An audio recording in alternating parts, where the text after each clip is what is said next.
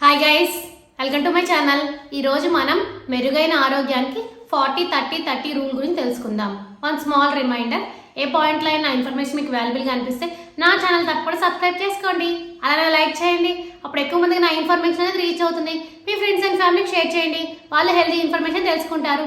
ఇంకా లేట్ ఎందుకు మన టాపిక్లోకి వెళ్ళిపోదాం.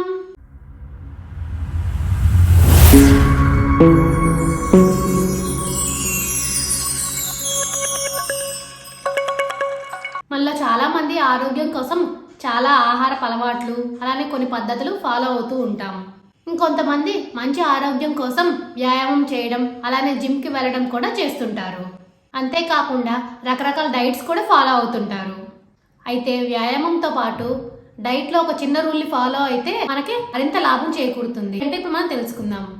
అదే 40-30-30 రూల్. అసలు ఈ రూల్ ఏంటంటే, మీరు ఒక రోజులో తీసుకునే ఆహారంలో దాదాపు 40% క్యాలరీలను పిండి పదార్థాల నుంచి, 30% ప్రోటీన్ నుంచి, అలానే మిగతా 30% కొవ్వు పదార్థాల నుంచి తీసుకోవాలని లక్ష్యంగా పెట్టుకోవాలి. మనం అందరం ఒక మనిషికి రోజుకి 2000 క్యాలరీలు అవసరం అవుతాయి. అంటే 800 క్యాలరీలు పిండి పదార్థాల నుంచి, అలానే 600 క్యాలరీలు కొవ్వు పదార్థాల నుంచి, ఇంకో 600 క్యాలరీలు ప్రోటీన్ ఫుడ్ ద్వారా మన బాడీకి అందించాలి. ఈ 40-30-30 అనే డైట్ రూల్ ఫాలో అవడం వల్ల మీరు సులభంగా బరువు తగ్గడంతో పాటు ఆరోగ్యంగా కూడా ఉండవచ్చు. కానీ 40-30-30 రూల్ని ఫాలో అయ్యే ముందు నిపుణుల సలహా తీసుకోవడం చాలా మంచిది. ఇప్పుడు అర్థమైంది మీ అందరికీ 40-30-30 రూల్ అనేది. For more videos please like and subscribe my channel. Thank you for watching my video.